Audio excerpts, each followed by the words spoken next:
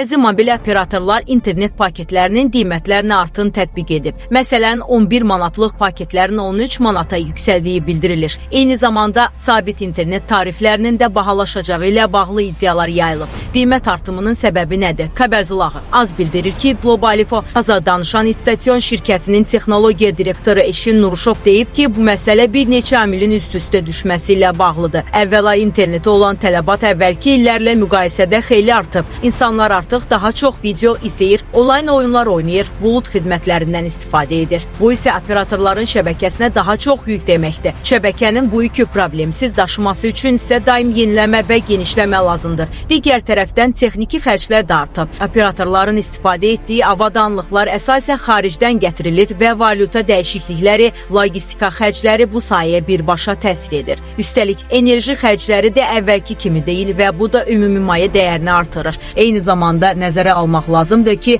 yeni texnologiyalara keçid dövründəyik. Eşin Nuruşovun fikrincə 4 və xüsusilə 5 kimi texnologiyalar istifadəçiyə daha sürətli və keyfiyyətli internet versə də onların qurulması və saxlanması kifayət qədər böyük investisiya tələb edir. Sabit internetlə bağlı bahalaşma xəbərlərinə də rast gəlinir. Burada da oxşar vəziyyətdə fiber optik infrastrukturun genişləndirilməsi, daha stabil və sürətli xidmət təqdim etmək üçün görülən işlər operatorlar üçün əlavə xərclər yaradır. Qiymət artımı sırf operatorların qərarı kimi görünə bilər. Amma arxasında daha geniş iqtisadi və texnoloji səbəblər dayanır.